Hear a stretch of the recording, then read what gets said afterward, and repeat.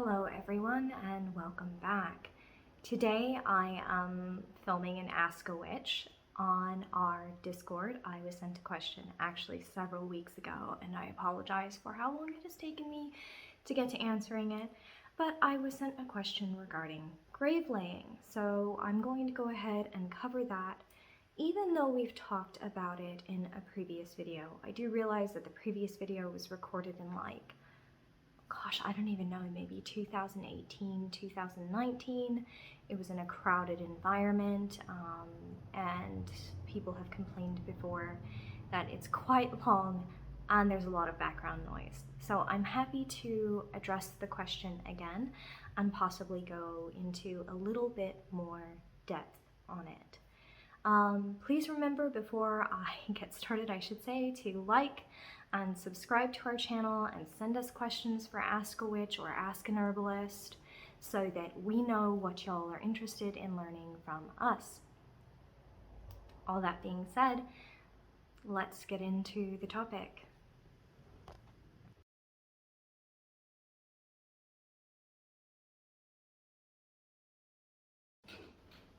So before I get started, I do want to address that the practice I'm about to describe is not only for the purposes of necromancy, because necromancy is divination using the dead. Necromancy is adapted from the late Latin necromantia, which itself borrowed from the post-classical Greek necromanteia, which is a compound of the ancient Greek words nekros, which is dead body, and manteia, which is divination.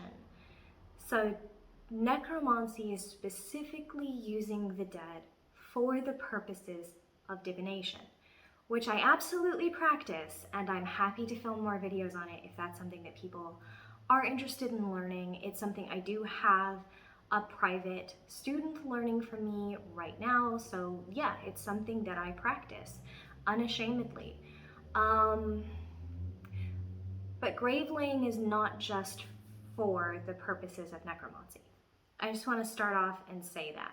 Now, it is for the purposes of somehow interacting with the energies of death, with the dead themselves, but as a technique, it can be used for so many more things than just connecting with the dead for the purposes of divination. So what else? Well, in some cultures, it's part of ancestor veneration. It's part of connecting with those who have moved on to an ancestral plane. You go and you lay down with them. You visit once or more times a year and you clean the grave and you lay out a feast, and then you end up resting in their presence and trying to connect with them. And I'm not saying that any specific culture would call it gravelaying. Sometimes gravelaying isn't involved in going and visiting the grave and cleaning the grave, and it's more like a picnic with the dead instead of laying down with the dead. Sometimes it's only the laying down with the dead as a form of ancestor veneration, and there is no feast and there is no grave cleaning. I am not trying to make mass generalizations here. I am saying that sometimes gravelaying is a part of some ancestor veneration methods. I hope I dodged every single way that I could be super offensive in describing that, and I'm sure that I didn't, but I tried. Okay. Nor do you actually have to believe in the ability to communicate with the dead to find that gravelaying is in some way useful to you. Let me see if I can explain what I mean by that. We teach for people who are in the skeptics corner, people who are atheist, agnostic, questioning, seeking, all the way to people who are deeply spiritual and believe in things that others would find potentially really out there. I am definitely more in the I believe in everything or nothing. I don't know how to explain that, and that's something for another day. I swing from being deeply agnostic to deeply spiritual. Anyway, it is my personal belief that grief can be worked through in many, many, many ways. And that in America, we don't allow for healthy grieving. We don't allow for a healthy understanding of death. We have a very sterilized perspective on death, and we don't allow adequate space, time, or energy for connecting with those feelings and letting ourselves feel them. And so I think that in cases where someone didn't have the time or space to grieve, didn't have the ability to maybe sit with someone as they were dying, didn't have the spoons, the mental or emotional wherewithal, the time off from work, where they haven't made their peace with loss, or they haven't fully accepted that someone has gone on. I think that in some ways going and sitting or laying with that person who has moved on is actually a healthy way of doing so.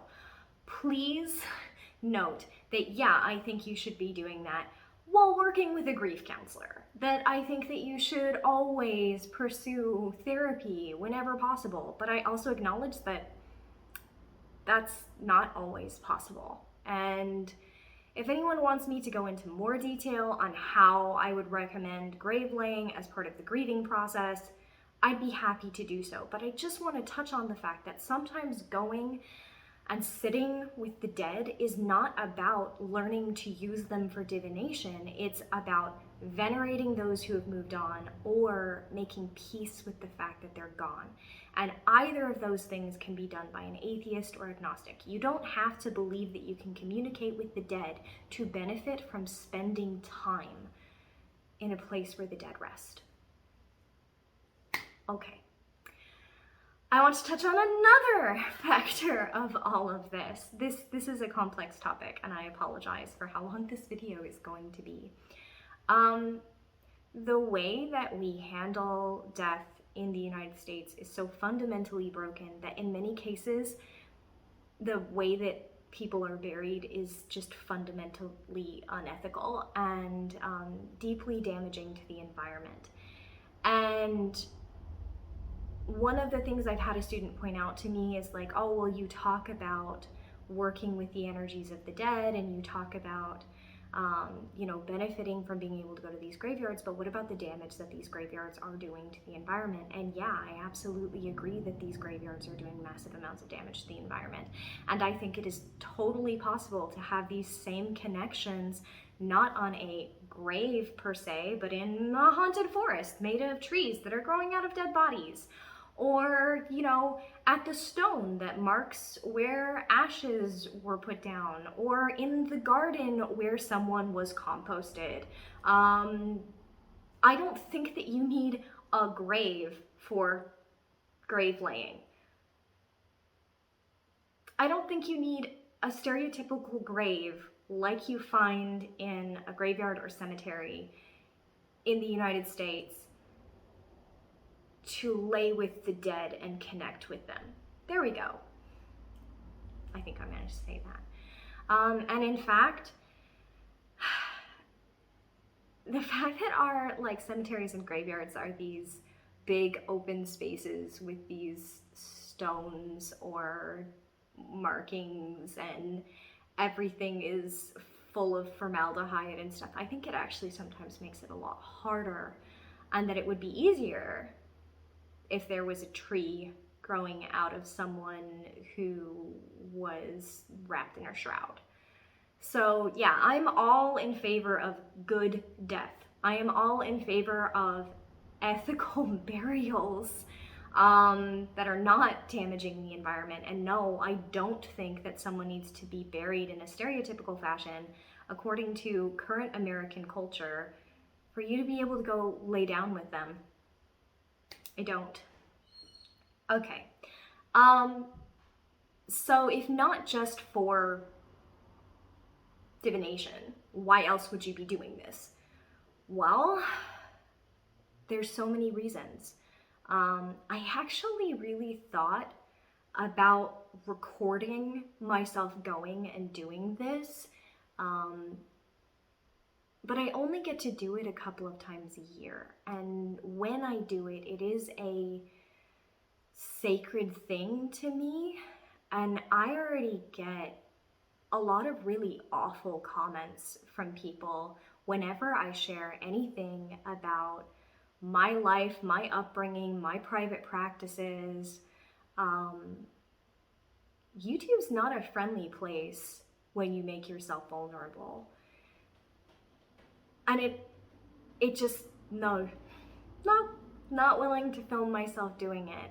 It's already hard enough to talk about some of my reasons why I do this. I already covered that maybe it's part of the grieving process if you're going to the grave of someone that you loved and that you lost, or part of the ancestor veneration practices if you know where your ancestors are buried. Cool, we've already covered those. Additionally, it might be a way to overcome a fear of death or of the dead. You know, maybe not like Klaus in the Umbrella Academy, you know, don't get locked into a tomb as a child so that you can conquer your fear of the dead and of death. You know, Hargreaves A+ parenting is not what I'm recommending here. But I know that my teachers were very big on helping me overcome my fear of everything, ever, even if it was potentially a healthy fear. And that a lot of my working with the energies of death and with the dead, and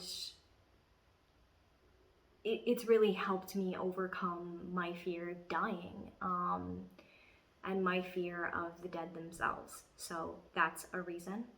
Some people do it to become as dead.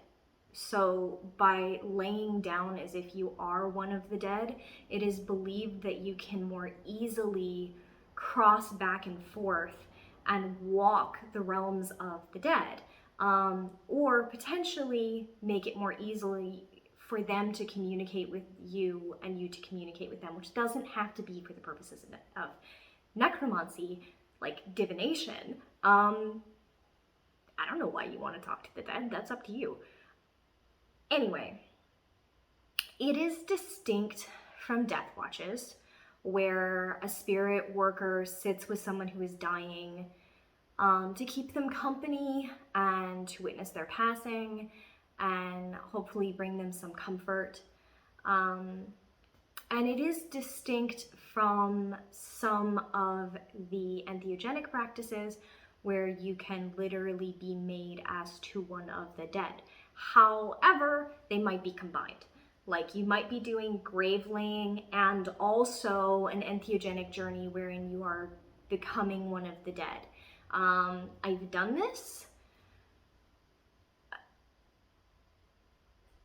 There's no safe way to do that. There are safer, saner, risk-aware ways to do that. And I'm certainly not going to detail the recipes on YouTube. So if you were going to do that, I would say that you need to find a teacher who's willing to take that risk with you and make sure that they are a trustworthy teacher who knows what they're doing. Other things. Yeah, there are areas where this is illegal. There are areas where you cannot go lay down on a grave, whether it's an abandoned grave or whether it's a grave in a still maintained lot. Sometimes it is just not legal to do this. It varies by state. Obviously, I would recommend traveling to a state where it is legal, or if you're not, like if the person that you're trying to connect with is in a state where this is illegal, find a different way to connect rather than doing a grave laying. I've mentioned in previous videos that I like to do grave laying in abandoned areas where no one is maintaining those.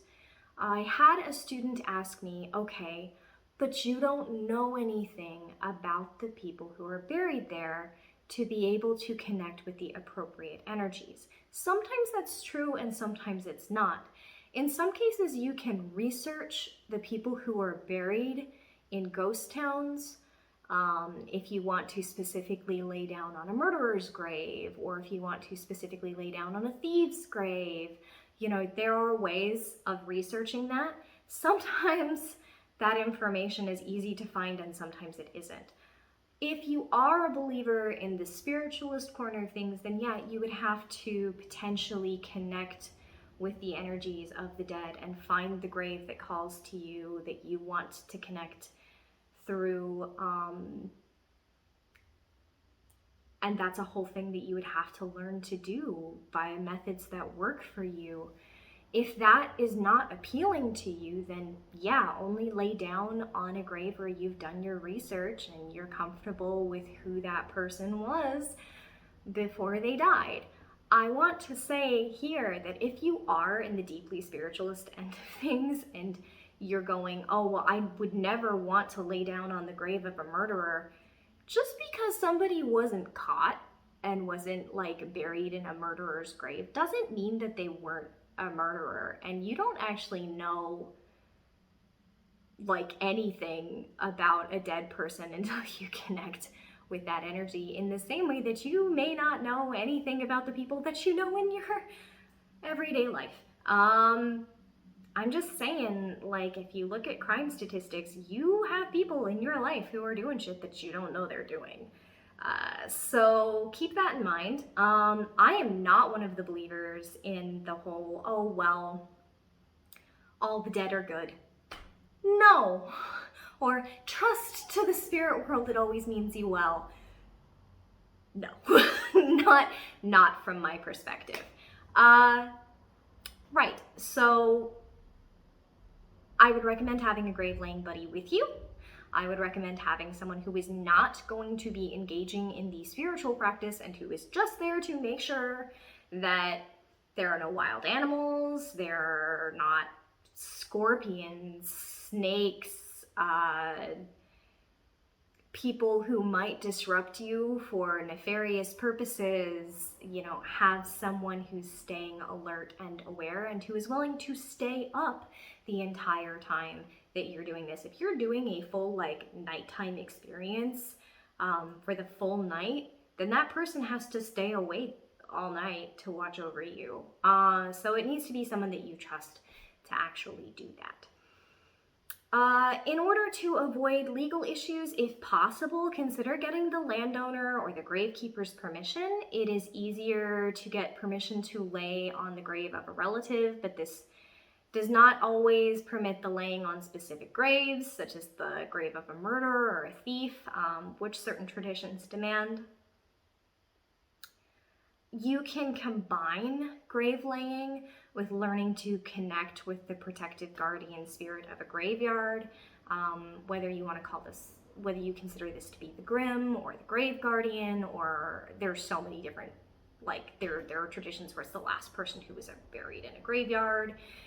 There are traditions where it was the first person who was buried specifically to be that guardian. Sometimes this was a dog. If you're trying to learn to connect with specifically those energies, then you want to research what would have been likely in your area for where you're going to be laying down. I apologize that I'm losing my voice. My entire family is sick and it's making everything harder. You can bring an offering for the dead that fits with your tradition or that works for you.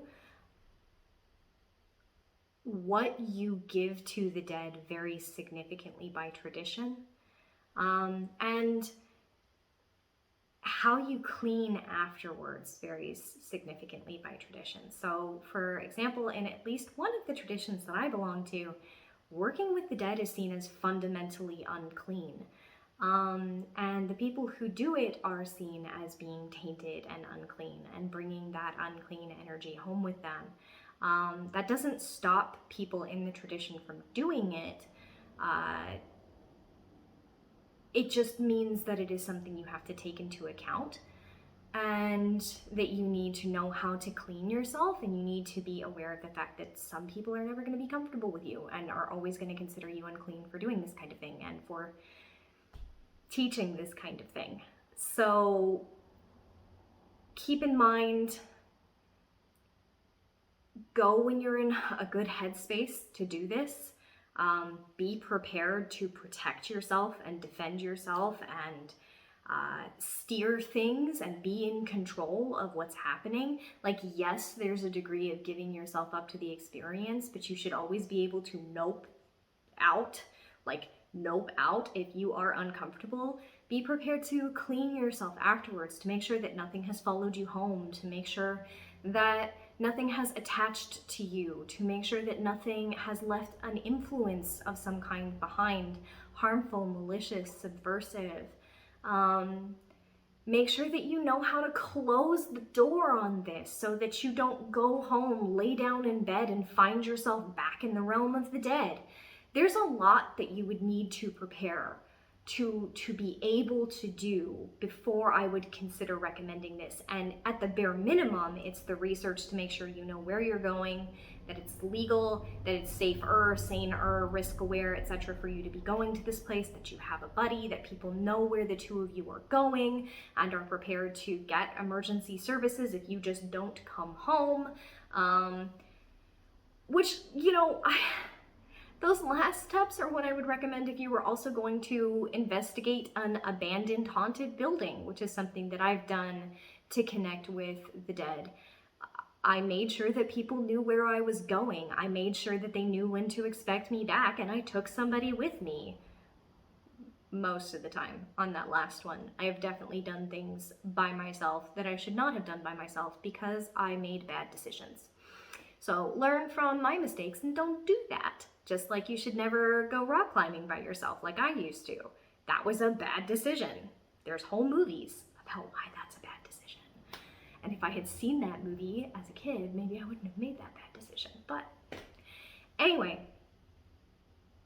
there are so many things that I could touch on in relationship to this topic. Like, why do you use Fingers of the Dead torches? And when you do this, do you use an ointment? And I'm not entirely sure where exactly this person wanted me to stop on this topic. So if there's more specific things you want to answer other than what is gravelaying, why do people do it, and do you have any general advice, let me know. And I'm happy to address the topic some more. I have no idea if this was helpful to any of you. Please, if it was, remember to like the video and potentially subscribe to the channel if you haven't done so before, and send us questions to answer.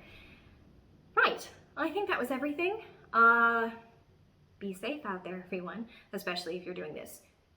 Be safe.